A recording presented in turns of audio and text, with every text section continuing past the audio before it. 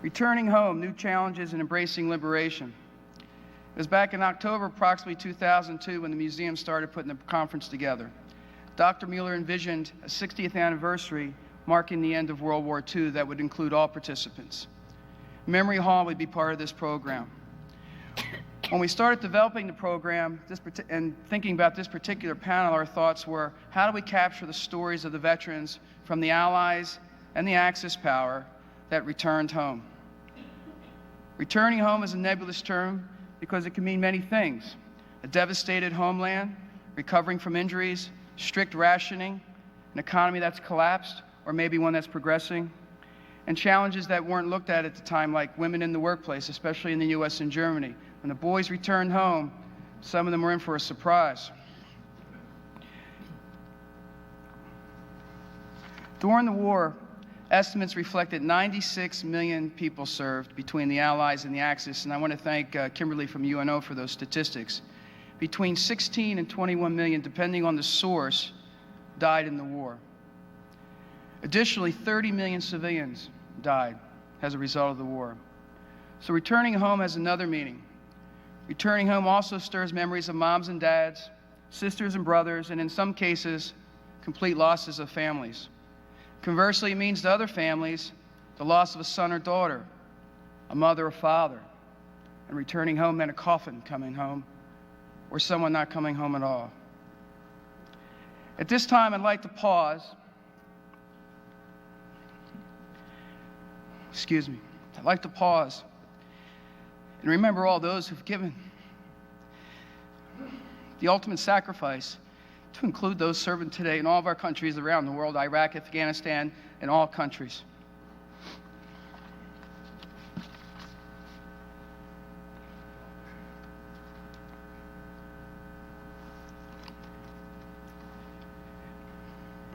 We are indebted to their sacrifice. Don Stratton was a 19-year-old seaman first class on the USS Arizona when Japanese warbirds swooped down on Pearl Harbor's battleship Roe. It was 65 years ago, almost to the day. Within 2 hours, sank or damaged were 21 vessels of the Pacific Fleet. Of the 1,177 officers, sailors, and Marines that made up the Arizona's company, only 330 survived. When the bombing started, Don had actually just finished breakfast with a couple of oranges in his hand, and he was taking them to one of his fellow sailors in sickbay. He immediately reported to his battle station on the port side of the Arizona on the gun deck above the bridge. He said they were torpedoing us. I should do a better job with that word. And I watched as the USS Oklahoma capsized. Then it seemed like we were hit by a solid earthquake. The Arizona was a 35,000-ton ship, but it shook like a piece of paper. Well, that earthquake was an 800-kilogram bomb dropped by a Japanese high-altitude bomber, and it smashed into the Arizona starboard deck. There were 50 or 60 people at the time with Don, and a ball of fire encompassed them all. Don Stratton was one of 5 sailors who survived that fireball. Badly burned on his hands and legs, Don and several other sailors used a line stretched between the Arizona and the USS Vestal and went hand over the burning wreckage of the Arizona to the safe haven of the Vestal. In the process, more than 60% of Don's body was burned. He endured 5 skin grafts and a convalescent period of nearly a year. He was awarded the Purple Heart, and he was given a medical discharge.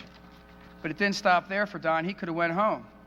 2 years later, after Pearl Harbor, Don re-enlisted in the Navy and returned to the Pacific Campaign on a destroyer, participating in the invasion of the Philippines and Okinawa before he was discharged again in 1945. What many people don't know, they think, Don was medically discharged, he comes back and he's fine. Don persevered for over 50 years with skin grafts. His last skin graft was in the mid-1990s, and he showed it to me yesterday. So it wasn't just after the war, 10 years, but 50 years of enduring times in hospitals for skin grafts and other medical ailments. At this time, I'd like to introduce Mr. Don Stratton.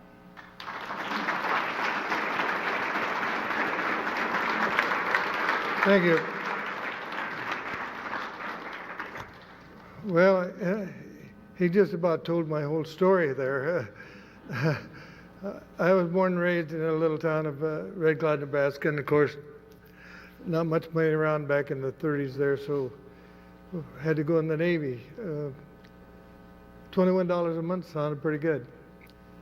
So I went to Great Lakes and boot camp, and then caught the Arizona and Bremerton, Washington, proceeded down to Long Beach and over to Hawaii and done some maneuvers, and back to Long Beach, back to Hawaii again, and more maneuvers, and back into the harbor, and was there that day. I was a sight setter and the port anti-aircraft director for the port anti-aircraft guns. It was one deck above the bridge where the admiral and the captain were both killed. Actually, we were kind of isolated there. That 600-700-foot ball of fire just engulfed us and no escape. But the director kind of protected us a little bit. So after the flames kind of died down and the smoke blew away a little bit, and always a little sea breeze going, and this sailor on the vessel threw us a line, and we proceeded to pull across the heavier line, and we crawled across that line hand over hand, six of us actually, and hand over hand hanging down, and after we were already burnt. I was burnt over about between 60 and 70% of my body. Anyway, we went to the hospital in Pearl and was there for a while. Was sent back to the United States. Got back to Mare Island, California, U.S. Naval Hospital, Christmas Day, 1941. It was about 9 months or so or better in the hospital in Mare Island, and was shipped to Corona, California for a little convalescence. They had the Navy had taken over a hotel and had a golf course and a swimming pool and mineral baths and so forth. Finally got well enough to go home on leave, and came back from leave, and they said, well, we don't think you can make the service right now, so we're going to discharge you. They discharged me. I went back to Nebraska, and I stayed for about a year, and I got a lot better, and after a little over a year, and I re-enlisted in the Navy, and they told me, wait, you have to go through the draft. Okay, I got some friends on the draft board. So they got me to Omaha, Nebraska, and then I had to wait for about 4 or 5 days for them to get permission from the Navy to get me back in the service. And got my same service number, which I'm glad I did now. It ends with all the claims and the stuff you have to go through to get anything out of the government. Anyway, they wanted me to stay in boot camp. They said, well, you're back in the Navy, you had to go to boot camp again. So I had to go through boot camp again in Farragut, Idaho. And I was a recruit CPO for 120 men, and I pushed them through camp there. And they wanted me to stay there and just do some more, 120 more men and 120 more men and whatever. And I said, no, I want to go to sea. So they sent me to Treasure Island, and I caught a destroyer, the DD-406 USS Stack. Proceeded to the South Pacific, and participated in two or three or four invasions in New Guinea, Hollandia, and WWII, both the invasions of Philippines and Okinawa. And the Navy sent me back to electrical hydraulic school in San Diego. And when I got back to the States, then this time I got a 30-day leave and I went home. When I come back and entered the school, the war was over in August, I think, and sometime in 1945. And I had enough points to get charged because I had been in this service before. Well, they said, we can't discharge you unless you go finish the school. So I had to finish the school, which I did, and I was sent to St. Louis, Missouri, and was discharged the second time, December the 4th, 1945. So I go back home, and I met and married my wife of 56 years in April. Where are you, sweetheart?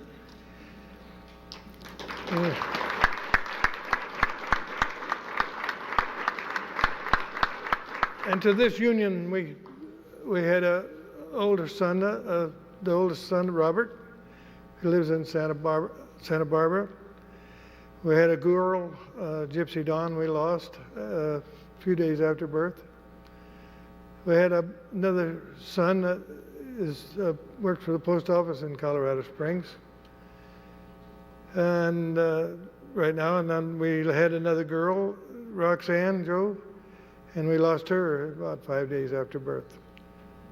So right now I have 4 granddaughters and 1 grandson, excuse me.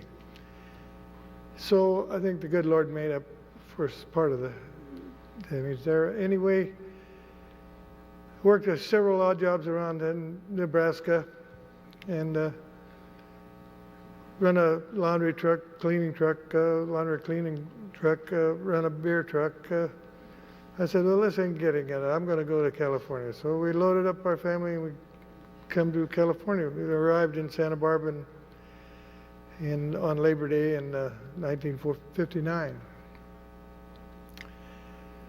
So in the meantime, I was fortunate enough to go down to Long Beach and pick up a merchant marine document for an able seaman, and I went to work on the offshore drilling barges, which was, we had to anchor up out there with 20,000-pound anchors and do the drilling work. And we didn't do the drilling work, we were just in charge of the seamanship on board.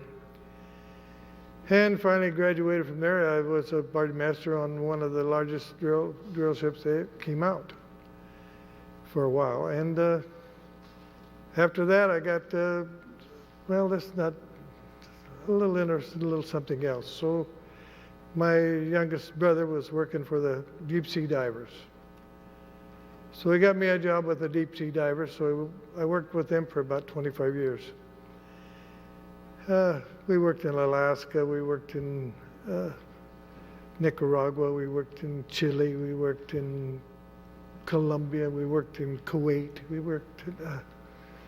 we've done a lot of platform. We put in a lot of the platforms in the Cook Inlet in Alaska, done some pipeline work. We worked Diablo Canyon in California. We pipeline and 2 or 3 pipelines off the coast. Participated in the explosion, the blowout that they had in Santa Barbara, and we helped fix that. So it was quite an experience. And I also, during all this experience, I made a dive in a 2-man submarine to 1,100 feet of water with a little gentleman called Bill Dickort. And come back, well, that's about the end of my story. Outside of, I've retired and I lived in Santa Barbara for about 25 years, and I lived in Yuma for about 15, Arizona. And I'm back right now in Santa Maria for about the last 6 years. And right now I'd like to take a little time and say I appreciate all the doctors and nurses and corpsmen that they're in the service, but I especially love them in Pearl Harbor and Mare Island and Corona, California. Thank you. God bless, and God bless America.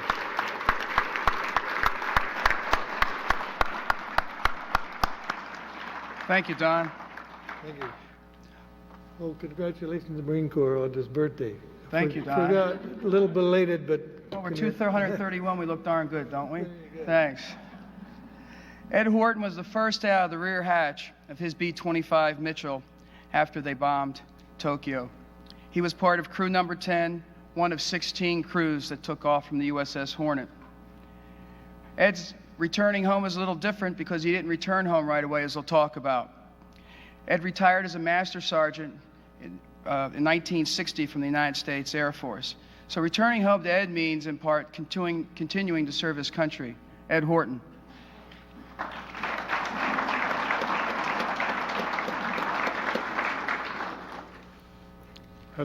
After the raid on Tokyo, I bailed out over China and eventually got into Chongqing with the rest of the members of our group. From Chungking, we went to Calcutta and stayed in Calcutta about 2 weeks or 10 days, I can't remember. After Calcutta, we went back into China,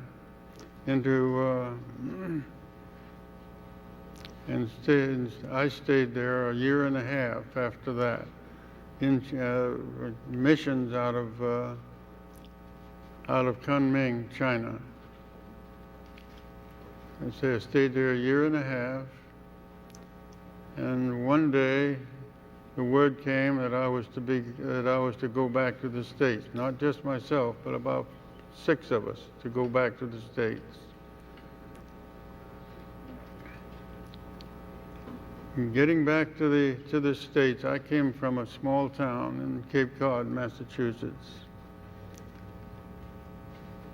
And when I got home, they gathered everybody together. It wasn't a large town. It was just a small town, maybe a couple hundred people. And everyone was gathered together in the town hall at Eastham, Massachusetts. And that was my homecoming. After that, I was reassigned to a medium bomb organization in Central Florida. It would be A-26s. And I stayed with A-26s up until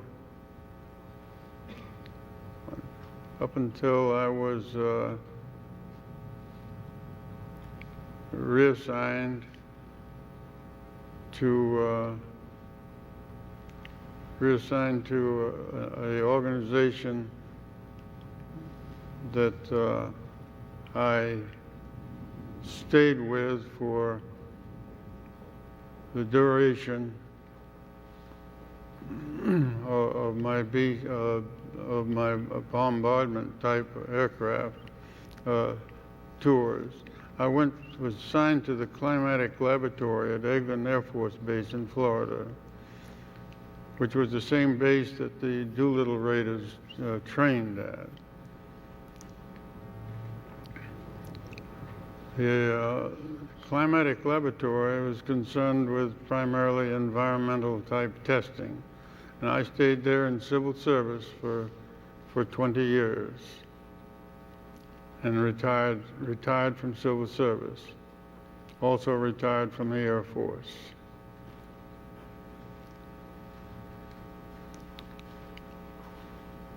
I make my home in Fort Walton Beach, Florida. Live there pretty much by myself nowadays. But that's about the story of my life after the raid on Tokyo. Ed, do you remember the first year that you attended? Because Jimmy had said right before you guys left he was going to throw a hell of a party after the raid was over, and I don't think you made the first one in Miami. Yeah, I missed the first one in Miami. My first son was born on the day that General Doolittle gave us a big party in the McFadden Deauville in Miami Beach. So I missed the first one. But I made most of them after that. Thank you, Ed.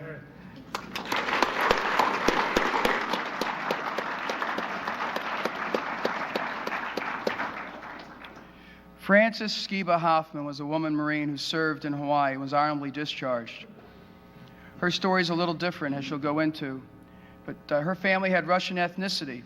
So here's an honorably discharged Marine returning home, subject of an investigation. And a lot of people didn't see it at the time, but basically it's what began the Cold War.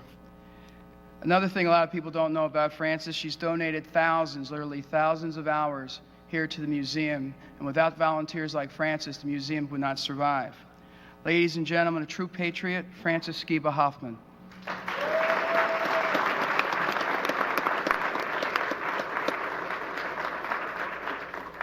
Well, I hope I don't talk too long. I wrote down things because I can't have a good memory. But I was born in Milwaukee, Wisconsin in 1923. My parents were Russian immigrants. My mother died when I was 5, and my father brought up 6 children with the help of a sponsor. In June of '41, I graduated from high school. College was never a consideration. In December, the Japanese attacked Pearl Harbor, and it was the beginning of the Second World War.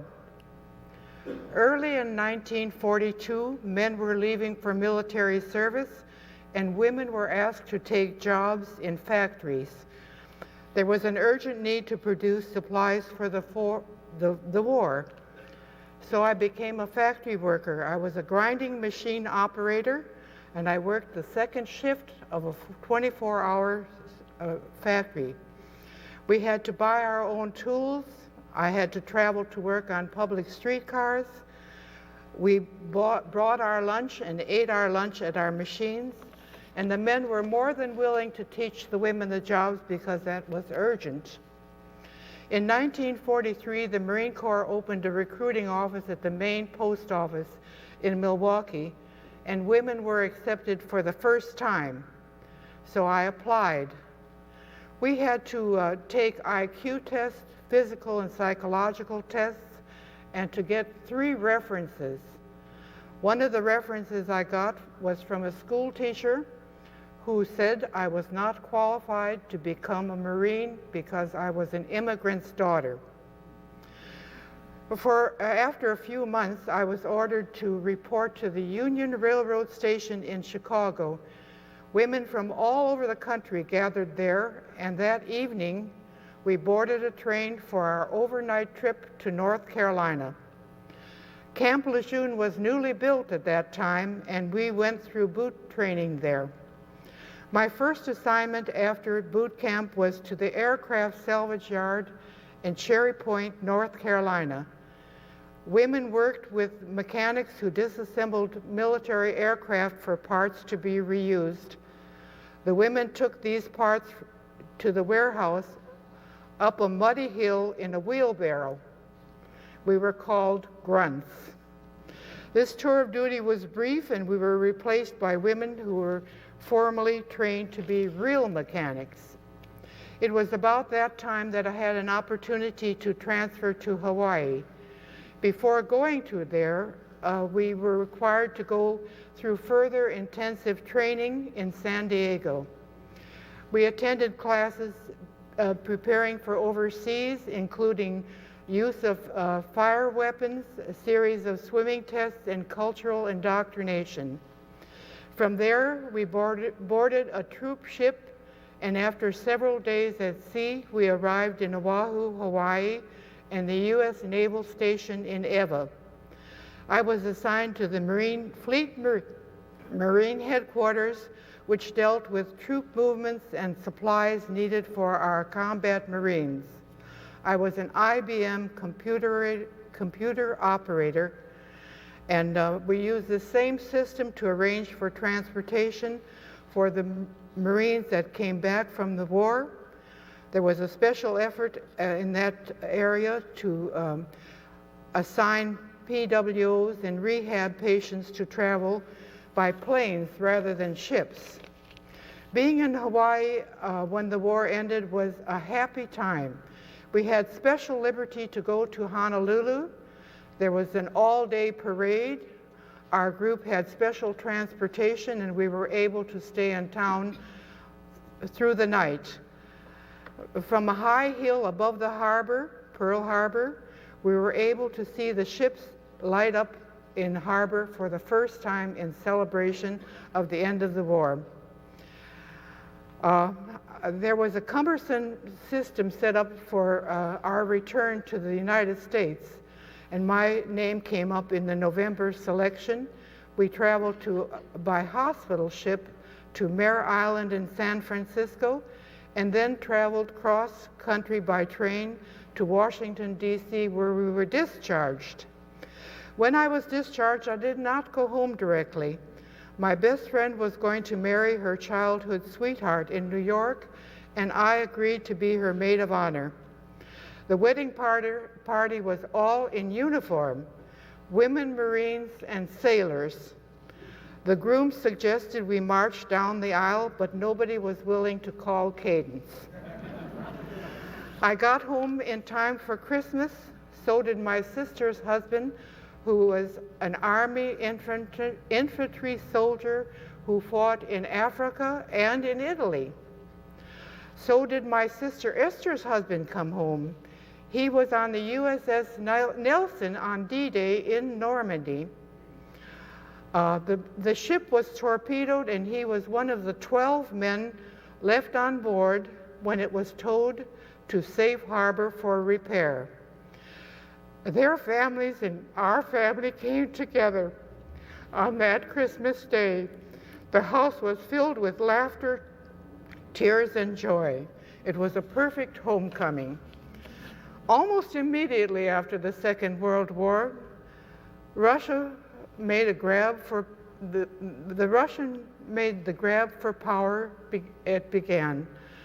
It's history now, but the threat to the world was huge and very real. Our country did much to save Russians from the German invasion, and Russia became the invader. A new and ugly political threat was born, and the lives of many countries were affected by it. New fears gripped the world. Along with many others in that country, I faced a new war. We were involved in a Cold War with Russia.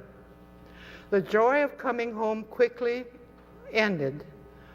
The Cold War lasted many years.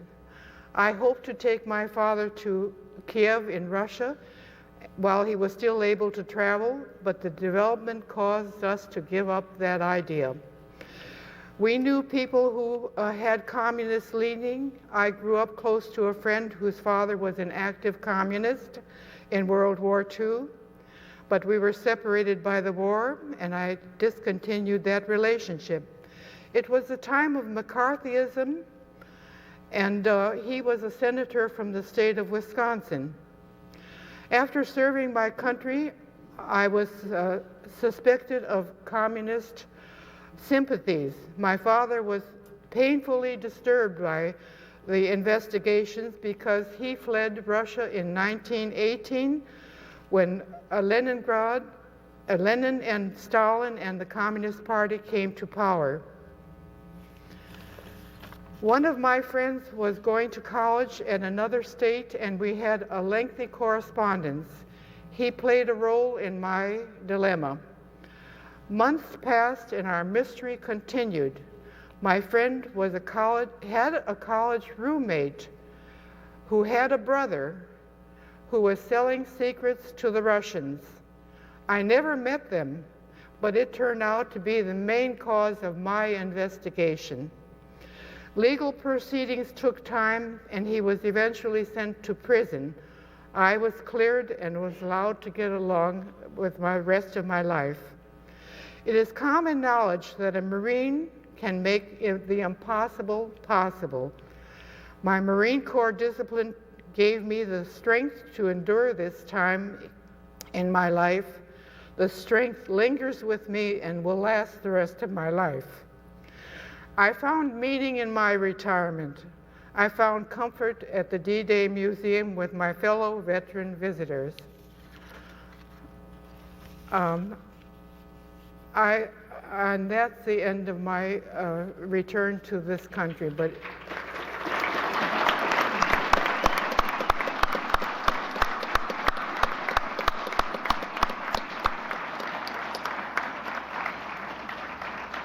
not only folks like Frances, because of the Cold War, what she had to go through, but returning home for a lot of ethnicities, color, had a different meaning because segregation was all around, and segregation is still all around today, and hopefully we can change it, and hopefully these young people can do it for us, because I don't think we're doing such a good job of it. Thank you, Frances.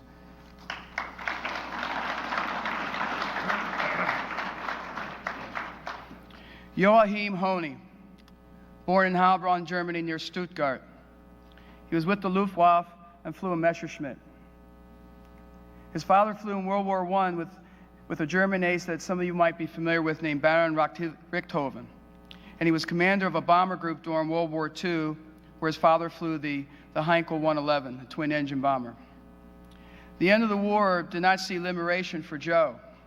Yes, Joe, because that was an American when he was incarcerated as a POW following the end of German surrender in April. The gentleman who was in charge of Joe couldn't pronounce his real name, so they gave him the nickname Joe, and it's actually stuck ever since, because he told me to call him Joe. But I can't pronounce his name right either, the first name.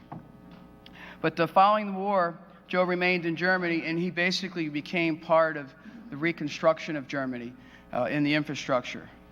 Joe came to the United States in 1956. Joachim Honig.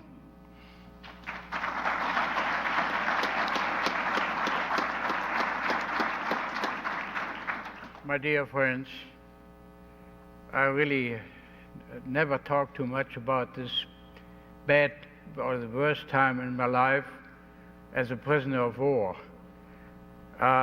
Grew up in a family which my dad was a famous pilot and hero in World War I, and naturally as a boy I was dreaming about to become one too. As I grew, finally ended up as glider pilot and volunteered to fly the rocket plane Me-163, which I didn't tell my dad about it, and he raised holy hell because half of the pilots get killed on takeoff. I made it twice, and then we ran out of fuel and called us Air Force Infantry, and ended up down in Stuttgart, Böblingen, and we had to walk on the Autobahn all the way to Munich and try to slow Patton and his advanced tanks down. Well, I finally got sick and tired of walking and dragging all this ammunition and guns. We never really got into a fight with Patton, because I thank to God, our colonel, who was more or less a real decent fellow, pulled us back all the time. He didn't want to have these young guys like me, about 17 years old. He didn't want to have them slaughtered for nothing. We all knew, he knew, we didn't, but he knew that war was lost. So, but anyway, I got tired of walking at night and fighting in daytime. Fell asleep in the ditch several times at night. And they had some organization, they call it the Werwolf, and I volunteered for it. And you get overrun by the American front line. You get a Panzerfaust, a bicycle, and a machine gun, a little machine pistol, and you have to fight behind the lines and do some nasty things. So that was not my taste neither. I wanted the bicycle and the machine gun. So that night we ran into an American howitzer group, and they had a good time. They had a fire going, and they must have gotten hold of some liquor there, or schnapps, and anyway, they had no guards out there. And my buddy, he wanted to play hero and go in there and shoot the Panzerfaust. It would have killed a few. And I told him, I said, you're a big old idiot, a young idiot. The war is over. Let's save our lives and get the heck out of here before they shoot us. Well, he wanted to play hero. I had him whack him one, and finally I got away from him and threw the Panzerfaust in a wet ditch, which, you couldn't use it after that no more. I ended up then in the woods, and till I met another German soldier, and he had the bright idea, or told me a lie, something, that you go down in that little village there, and the Americans will write you out a pass, and they send you home. Well, I believed him. I went in that little village, and there was no American. There was a bunch of ex-French POWs which we used for farm labor. But these guys were real nice to me. This is the first time I had a decent meal and a decent bed to sleep in. And so I finally crawled in a nice feather bed, naked. And I felt good. till in the morning I hear some big old banging at the door and hands up and all kind of commotion. And there came a couple of GIs and opened the door, and here I was naked on the floor there, and they're laughing. I really had to laugh about the situation. It was comical. Well, they let me dress, and then they put me on a tank behind the turret and took me to a prison camp, which was an old cavalry caserne where they, a bunch of horses still had and stables, and at least we had a roof over the head and some straw to sleep on. Well, when I got in there, they had a big old Mexican sarge who was in charge of that camp, and he was saying, hey, anybody speaks English around here? Well, I could speak a little because I wasn't too good a pupil, and sure, I liked the language, and I read all of Tom Sawyer's and Huckleberry Finn in English, and the Wood, Kipling, the Jungle Book. But my grades in high school, I couldn't brag about them. So, anyway, we got to be friends, and I was his interpreter. And for a while, everything was fine, till all of a sudden they had to move all this camp down to Heilbronn. Now, Heilbronn, they had about 500,000 German prisoners. A big camp with streets and everything in there, but no food. And I tell you, ladies and gentlemen, I learned to eat grass which tasted good, and this is no lie. I ate coffee grounds. I've tried to get some work going once in a while. They need some cleanup crews and clean out latrines. I did it, and till I finally met my friend and buddy from our high school class, Carl Hotte. And all of a sudden we had a call in there that we are supposed to go to France, we young ones, and work in the coal mine. I told Carl, I said, I'm not going to go there in France and work in the coal mine. So what I did, as American prisoners, we always got plenty of soap. I don't know why we always had plenty of soap. We had hardly any water to wash with, I ate a piece of soap. It was drastic. I ended up in a hospital, and then they fed me beans on top of that. So between the latrine and my little old bed there, I was a constant come and go there for the next 24 hours. Meanwhile, I watched on the street going by, they had several platoons of German prisoners, and they took them to the camp where they discharge camp. But they had Hawaiian guards on them. That's the first time I heard the pineapple soldiers, so, no offense. Anyway, as I watched them, I got behind the last one and the next bunch, and the guy was counting there, and he counted 3 times, and he always had one too many. He finally gave up, said, to heck with it, get in there, So I came in the camp to where they discharged you, and we had to go in front of a captain who we had to tell him his whole life, my whole life story and everything. Where he said, finally, you get over there in this other camp, and in about 4 weeks you can go home. Well, that was another big mistake, because meanwhile they changed the armies, and another army took over the camp, and they forgot about us. So I ended another couple of months in camp. Meanwhile, I met a man in there that became my close friend, and believe me, friends, I was devastated, morally devastated, because all my dreams just went out the window in a big puff. Germany was destroyed. Food was very, very scarce. I had no clothing. I had a pair of little shorts and an old raincoat. And so I asked Eric, I asked Eric, what in the world I'm going to do now? Everything, my whole future is shot. And he looked at me and said, you're an idiot. I said, look around you. Whole Germany is destroyed. Learn to trade as a bricklayer. Learn to trade as a carpenter. We need young men who rebuild Germany. Well, I followed his advice. They discharged me finally, and I had to walk about 50 miles before I got to my hometown. I was a sad figure there, really. And so, of course, I got sick for another week. I still think I was working on that soap there. Anyway, I signed up as a bricklayer apprentice boy and got I'm certified to be a bricklayer after 3 years. And I worked in Germany as a bricklayer and concrete finisher, but in wintertime when I couldn't work, I went to the engineering school. Now they got two different engineers. I was in that field engineering school where they needed only 4 semesters to be a field engineer. So while I was unemployed in wintertime, I got my engineering degree.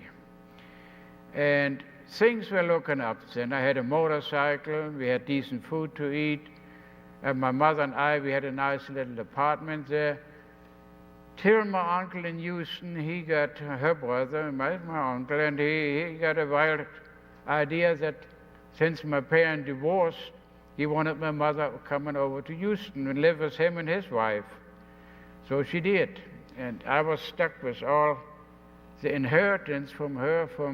I still got the piano over here. It's about over 100-year-old piano, and china and silver and stuff. And now what I'm going to do with that stuff here, you know? So I thought, I stored it. And I finally went. I got on a Dutch freighter. It took me 3 weeks to get to Houston, seasick.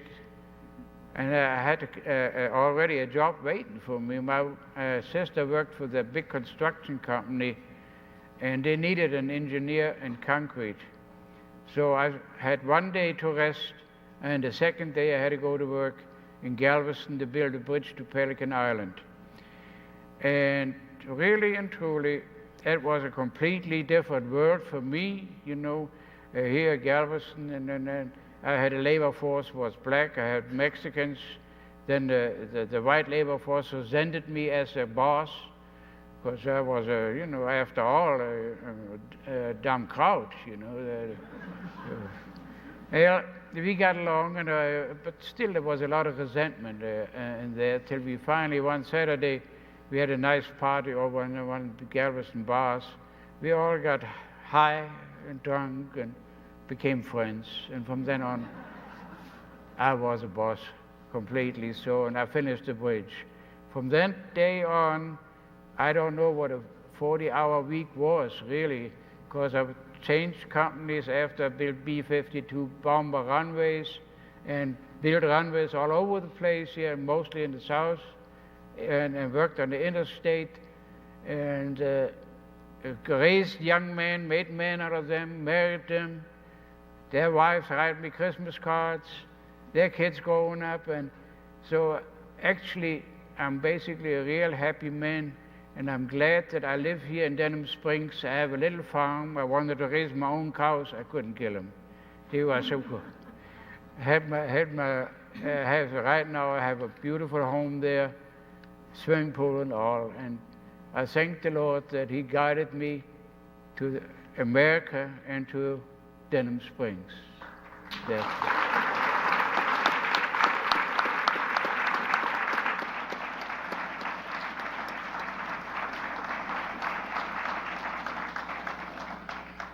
One of the things that Joe shared with me as I was interviewing him, in Western Germany during the occupations, the Germans weren't allowed to do a few things. They weren't allowed to own weapons, one thing. The other thing, which is the love of his life, is aircraft. You weren't allowed to fly during the occupation. You could fly a glider, but he wasn't allowed to do what he enjoyed the most. And when he came back in 1956 here to the United States, he was able to do that again. He's actually working on a World War I aircraft right now as a model that his father flew during World War I. Thanks, Joe.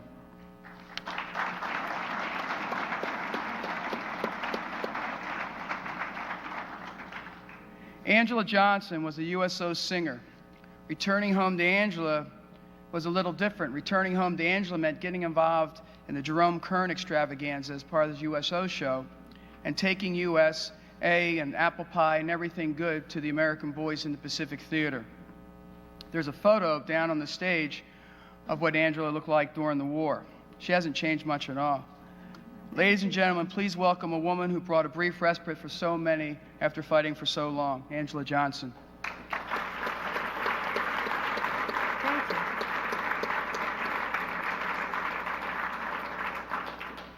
Thank you. I'm here to talk about the job and the help that the USO camp shows gave to the South Pacific when the fighting was over.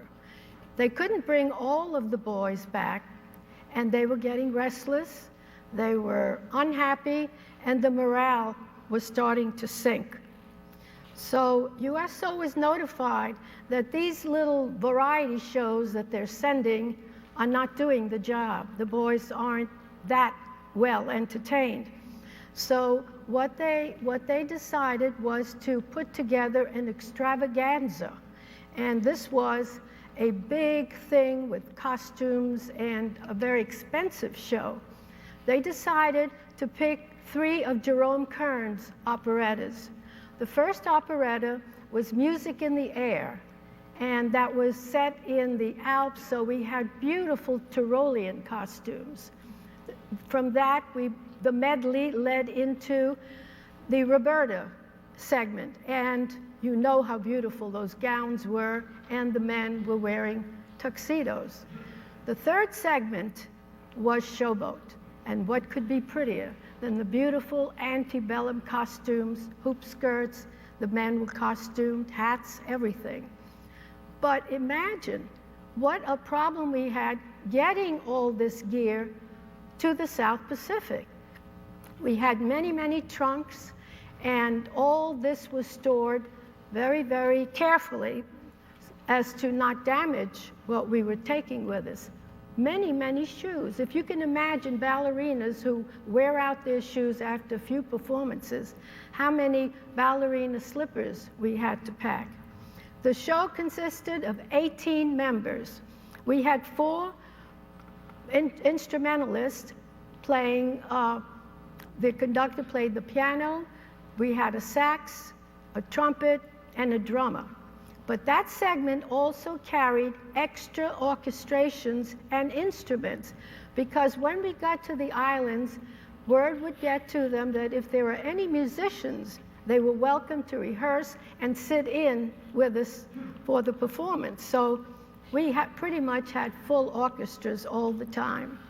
We had 2 lead singers, male and female, 4 chorus singers, 5 ballerinas, 2 comedians, and 1 modern tap dancer. Now, they didn't belong in the type of music we were doing, but in order for us to make our costume changes, something had to be going on stage, and these people were the fill-ins. We had 6 weeks of rehearsal, and also at that time, our costumes were being made for us.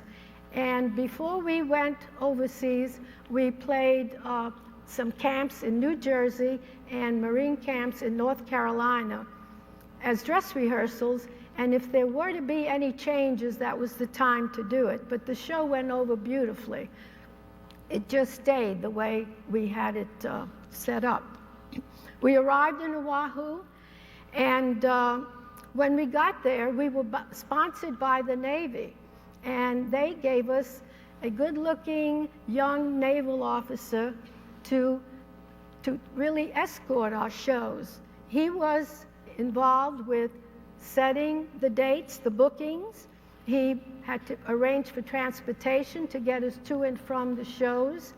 He was in charge of any parties that were set up after the performance. Always there was something to do after the show. And escort us back to the hotel, make sure we got there, because next day we had the same thing.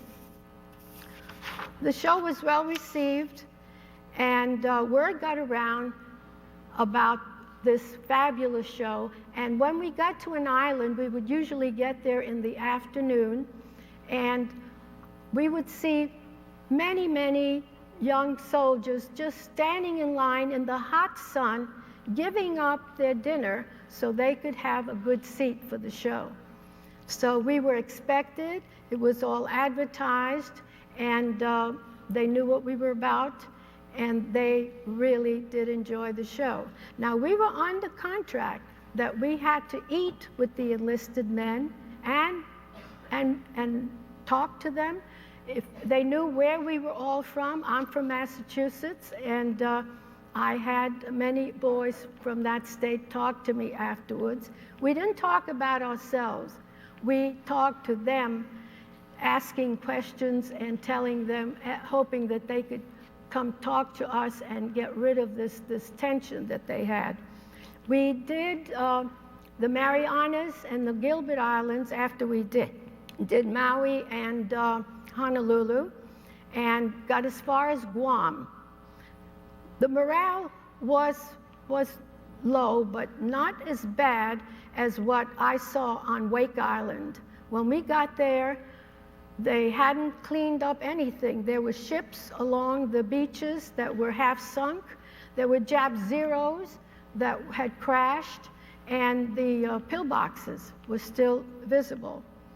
But we had to sleep in Quonset huts. If we got to a camp and there were too many soldiers for the seating capacity of the theater, and pretty much they were outdoor theaters, we did 2 or 3 shows. We stayed there, so they always accommodated us in Quonset huts.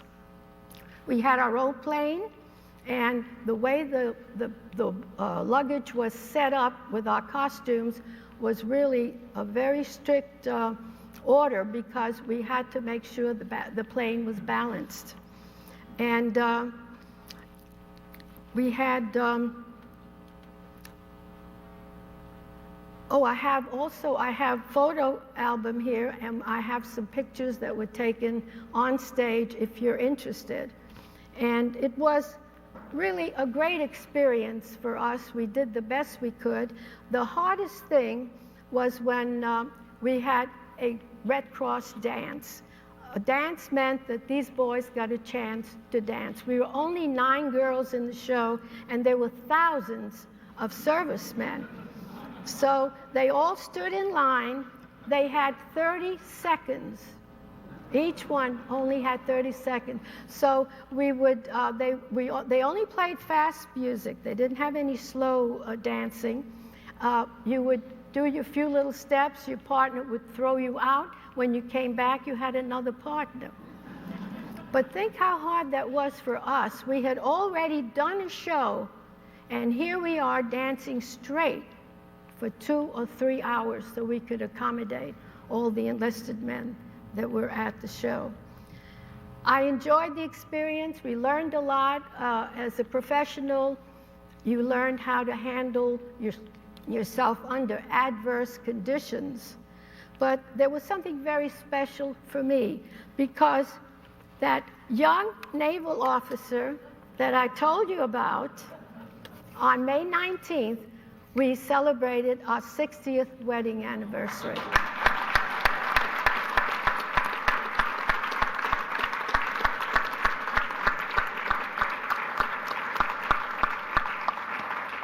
Thank you so much for your time.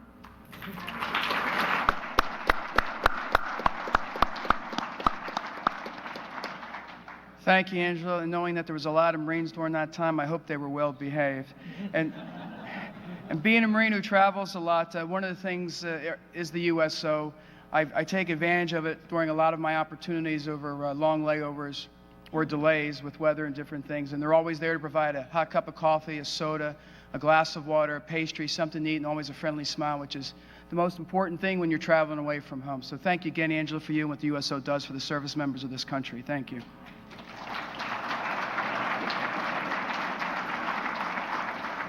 And one of the things I was hoping for, that we'd have an opportunity for questions and answers, and we have about 15 minutes. So what I'd like to do is hot the mic up over there. And if anybody has a question, the gentleman in the white will have the mic, and you can go to him if you like, and he'll come up there and ask your question of our panelists. Just come on up, don't be shy.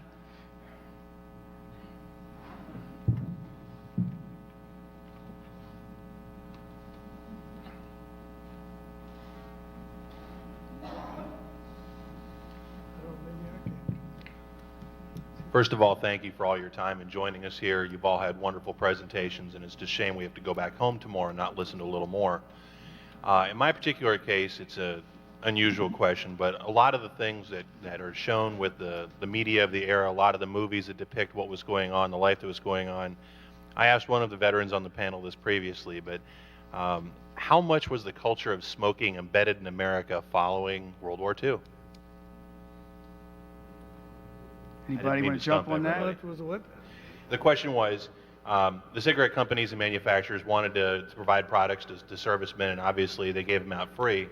Well, that was, well, we got C-stores, and actually a carton of cigarettes cost us 30 cents a carton after we got out at sea. So most of the sailors aboard my ship, I would say over better than 50% smoked. Right? As a follow-up to that, I was just curious, did the smoking increase after the war, or was it something that was already going on beforehand?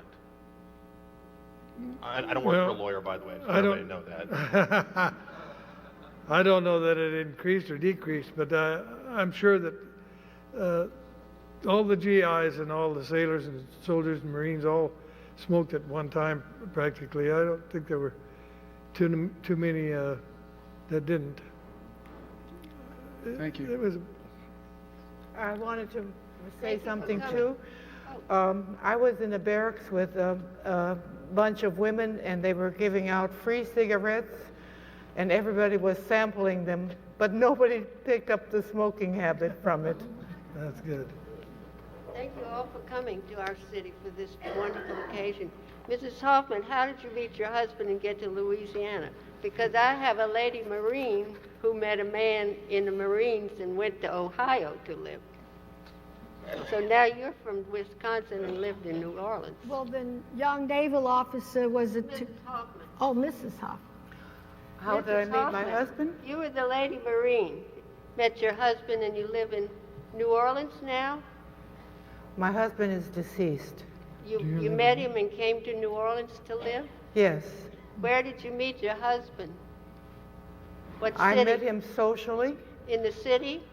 No, in a social affair, but I met him and he left the country almost immediately. He was he went to Germany for about a year after we met, but we did keep in touch with each other. And the same. He was a Louisianian? Yes, he was from New Orleans. Okay. Brainwashed me totally. Well, I was just curious because my lady Marine was at Camp Lejeune. She was one of the first officers there. Were What's you in her company? name? What is her name? Lieutenant Manett, M-A-N-I-N-T. She was in Company A. Were you in Company A at Lejeune? I Anyway, don't know her. she met her Marine in Paris Island, and he went overseas. And when they came back, she married him and moved to Ohio. So he is a Louisiana in Ohio and a Wisconsin in Louisiana. But thank you anyway. Yeah, I'd like to show you this after the. yeah. Thank you, ma'am. This question's for Don. Don,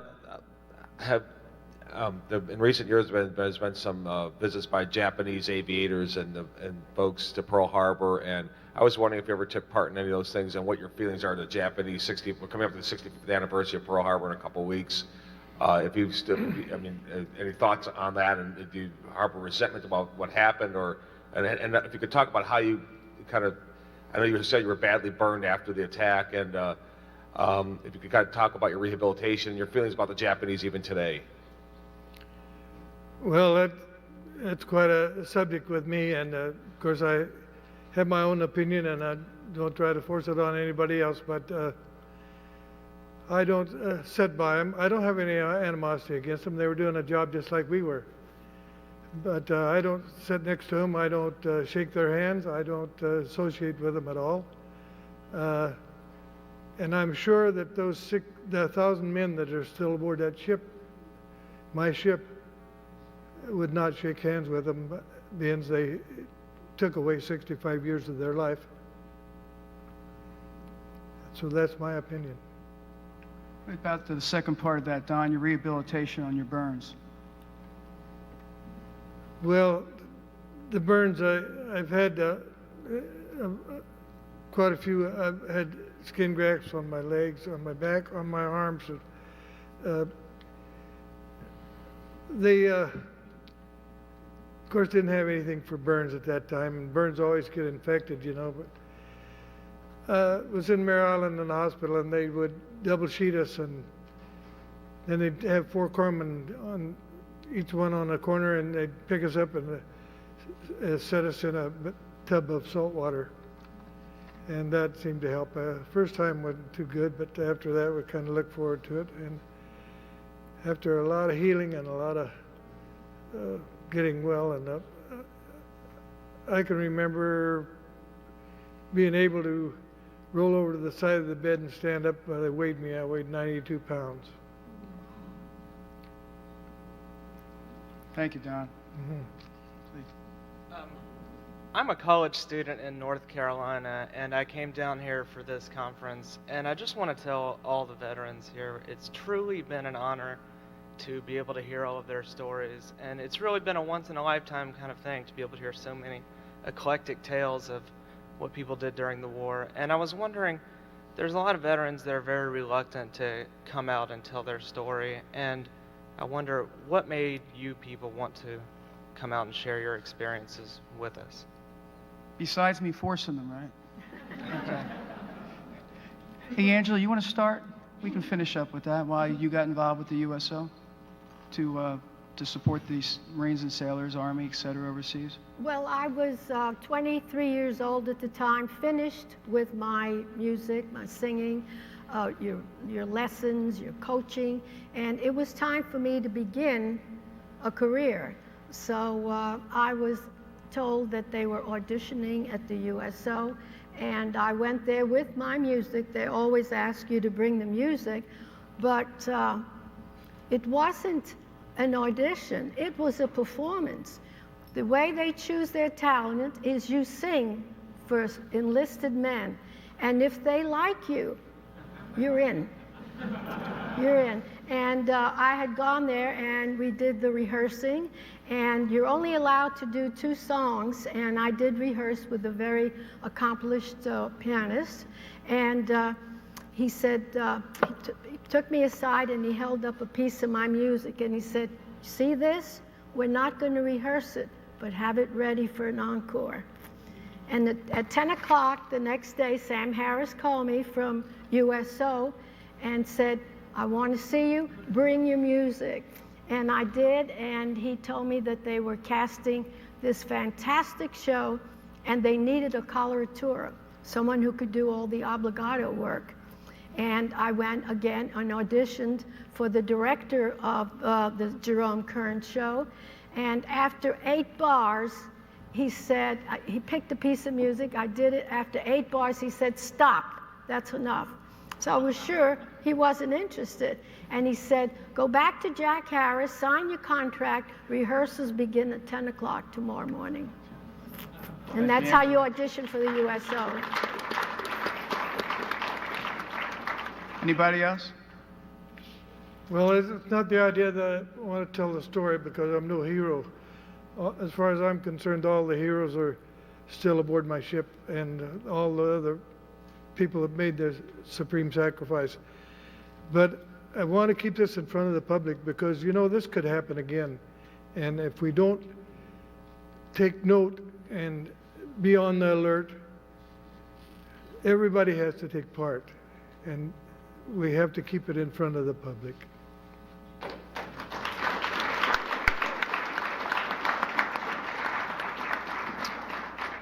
I guess I should voice an opinion on the subject. What motivated me to consider the Marine Corps and military service was my generation was in the war for 2 years, from 1941 to 1943, and my contemporaries were dying and in the war. So Many women joined the Army and the Navy, and then when I saw the Marine Corps had an opening, I decided it was my turn to do something for my country.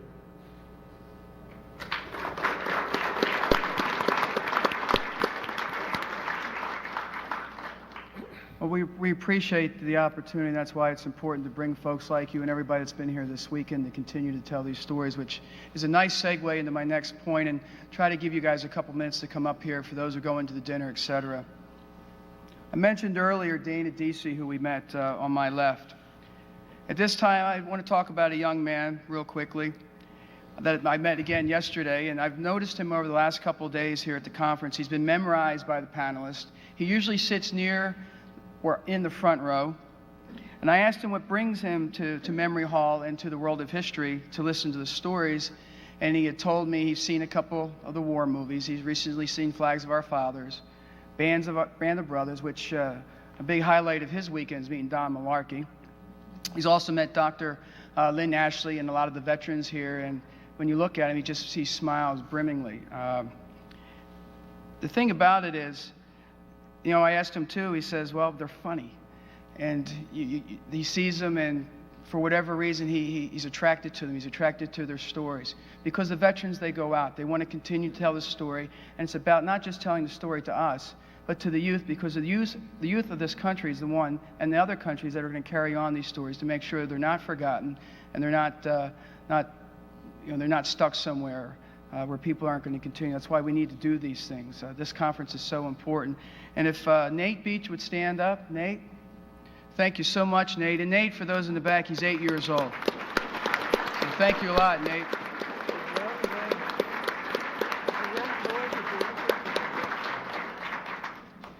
Winston Churchill said, "Never in the field of human conflict has so much been owed by so many to so few." There are other veterans in the audience. If they would stand up, I'd appreciate it.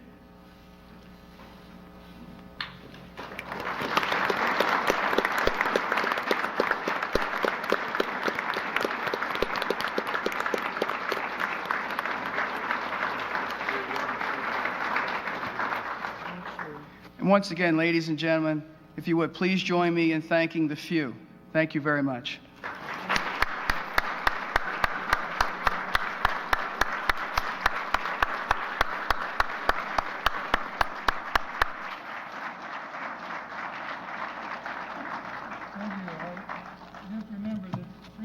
Really free, but it will be free as long as we're the home of the brave.